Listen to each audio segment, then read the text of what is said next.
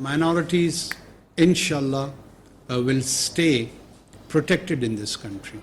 There may be an attempt to harm them from a section of marginalized and peripheral group of people, but that would be responded sternly and strictly by the state and society both.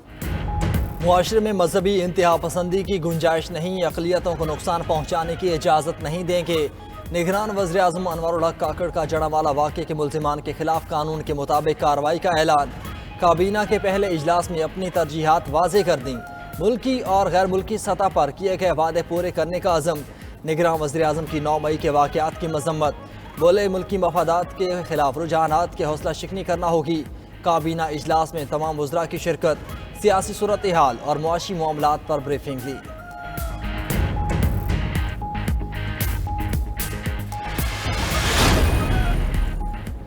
Khyber Pakhtunkhwa کی نگران کابینہ آج حلف اٹھائے گی۔ نگران صوبائی کابینہ میں 9 وزراء، 2 مشیر اور 1 معاون خصوصی شامل۔ سابق نگران کابینہ کے ریاض انور، ارشاد کیسر، مسعود شاہ اور فیروز شاہ دوبارہ کابینہ میں شامل۔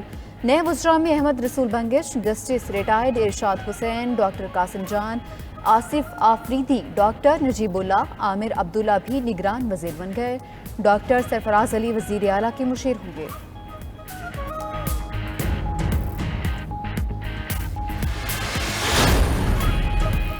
میر علی مردان ڈومکی نے بلوچستان کے نگران وزیر اعلیٰ کی حیثیت سے حلف اٹھا لیا۔ گورنر بلوچستان گورنر عبدالولی کاکڑ نے نگران وزیر اعلیٰ سے حلف لیا۔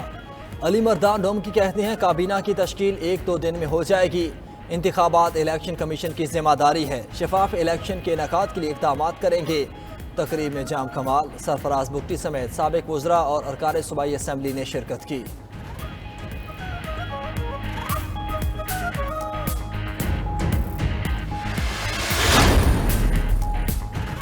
کسی غیر آئینی کام کا حصہ نہیں بنوں گا، نگران وزیر اعلیٰ سندھ جسٹس ریٹائرڈ مقبول باقر کا واشگاف اعلان۔ الیکشن سے متعلق سوال پر بولے، الیکشن کرانا الیکشن کمیشن کا کام ہے، آئین کے مطابق مجاز اداروں کا احتساب کرنا چاہیے۔ ادھر نگران صوبائی کابینہ کے لیے مشاورت مکمل، پہلے مرحلے میں وزراء کی حلف برداری آج متوقع، 8 سے 10 وزراء حلف اٹھائیں گے۔ ذرائع کے مطابق حارث نواز، ڈاکٹر جنید علی، ڈاکٹر سعد نیاز متوقع کابینہ میں شامل، رانا حسین اور فضل کریم کا نام زیر بار۔ سندھ کابینہ تحلیل ہوئے 7 روز گزر گئے، متعدد سابق وزراء اور معاونین خصوصی نے سرکاری گاڑیاں واپس نہ کی۔ الیکشن کمیشن نے 15 اگست کو سابق کابینہ ارکان سے گاڑیاں واپس لینے اور سرکاری رہائش خالی کرنے کا حکم دیا تھا۔ ادھر کے پی کے سابق نگراں وزیر ایکسائز کا بھی سرکاری گاڑیاں واپس نہ کرنے کا انکشاف، انچارج آفیسر نے ڈی جی ایکسائز کو مراسلے کے ذریعے آگاہ کر دیا۔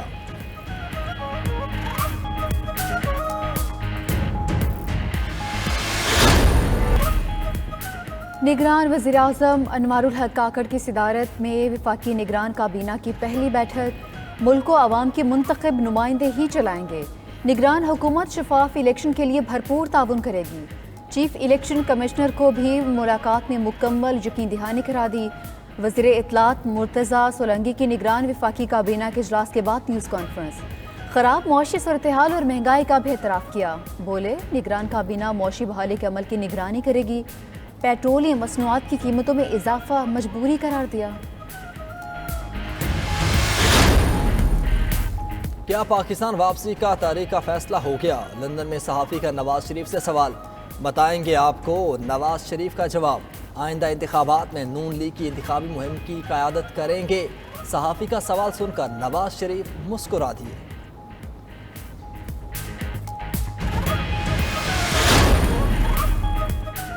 نوجوان تیاری کر لیں، نواز شریف جلد آپ کے درمیان ہوں گے۔ مریم نواز کی مسلم لیگ نون کے صوبائی حلقوں کے یوتھ کوارڈینیٹرز سے ملاقات میں گفتگو، کہا کہ فتنہ پارٹی نے نوجوانوں کے ذہنوں میں نفرت اور انتشار پیدا کیا۔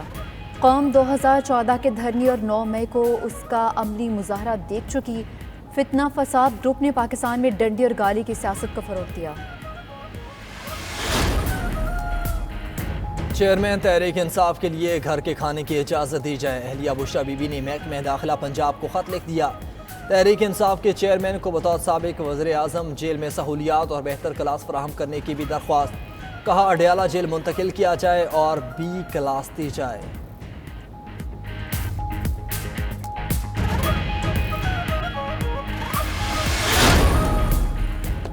کراچی میں غیر قانونی تعمیرات میں ملوث افراد کے گرد گھیرا تنگ، سندھ بلڈنگ کنٹرول اتھارٹی کے اسسٹنٹ ڈائریکٹر کو حراست میں لے لیا گیا۔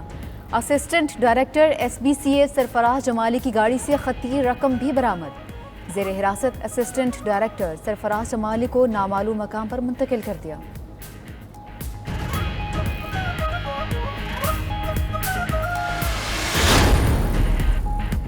نگران وزیراعلیٰ محسن نقوی کا پنجاب انسٹیٹیوٹ آف کارڈیالوجی کا طویل دورہ، بائی پاس آپریشن کا بیک لاگ ختم کرنے کے لیے مزید سرجنز کی خدمات لینے کا فیصلہ۔ ایمرجنسی کی اپ گریڈیشن کی منظوری، پہلے مرحلے میں ایمرجنسی کے گراؤنڈ فلور کو اپ گریڈ کیا جائے گا۔ محسن نقوی نے کہا کہ نئی تعمیرات کے بجائے پرانی عمارت کو بہتر بنانے کے لیے میسر وسائل کو استعمال میں لایا جائے۔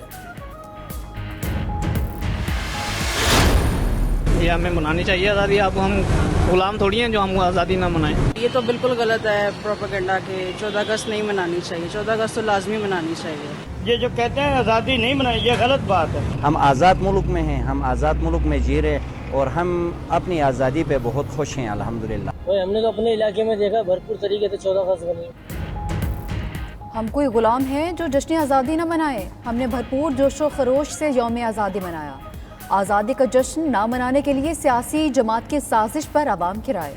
کہا ہم آزاد ملک میں جی رہے ہیں اور اپنی آزادی پر بہت خوش ہیں۔ سیاسی جماعتوں کو اپنے ملک سے محبت کو اولین رکھنا چاہیے۔ جنہوں نے بھی آزادی کا جشن نہ منانے کی مہم چلائی وہ ملک دشمن ہیں۔ ہم ہمیشہ پاکستان زندہ باد کے نعرے لگاتے رہیں گے۔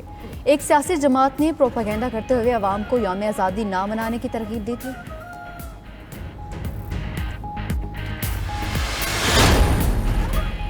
نوشہرہ کے طلباء اور عوام کا ایک دن پاک فوج کے ساتھ، مقصد طلباء عوام کو پاک فوج کی پیشہ ورانہ صلاحیتوں سے آگاہی فراہم کرنا تھا۔ طلباء کی ہتھیاروں میں خصوصی دلچسپی، جدید ٹینک اور آرٹلری گنز کی سواری، عوام کے پاک فوج اور پاکستان زندہ باد کے نعرے۔ شرکاء نے کہا کہ پاک فوج کی پیشہ ورانہ صلاحیتوں اور جنگی تیاریوں پر فخر ہے۔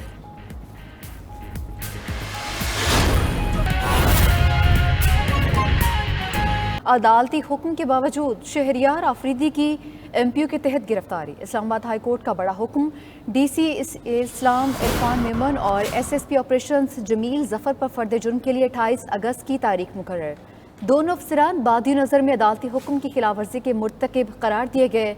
عدالت نے تحریری فیصلہ جاری کر دیا ہے۔ مزید جانیں گے اپنے نمائندہ ثاقب بشیر ہمارے ساتھ موجود ہے۔ ثاقب، بتائے گا اس فیصلے کے حوالے سے؟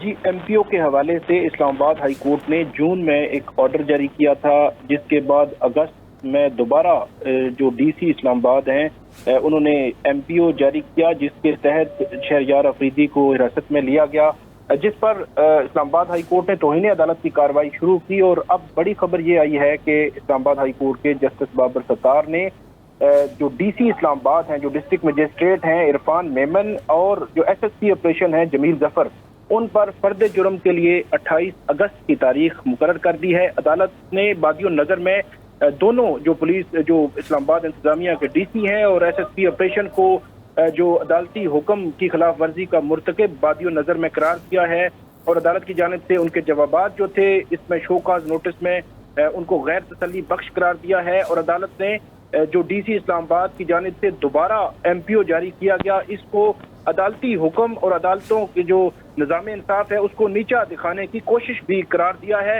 اور جو SSP آپریشن ہے ان کی جانب سے بھی عدالت نے کہا ہے کہ انہوں نے بھی ایک جو سورس رپورٹ تھی جس کی بنیاد پر MPO جاری ہوا، ایک ربر سٹیمپ کے طور پر انہوں نے لی، اور انہوں نے بھی عدالتی احکامات کی جو ہے وہ خلاف ورزی کی ہے۔ اب عدالت نے جو SHO ہیں اور DPO ہیں جنہوں نے یہ سورس رپورٹ دی تھی ان کو بھی شوکاز نوٹس جاری کر دیا ہے، اور DC اسلام آباد اور SSP آپریشن جو ہے ان پر 28 اگست کو فرد جرم عائد ہوگی۔ جی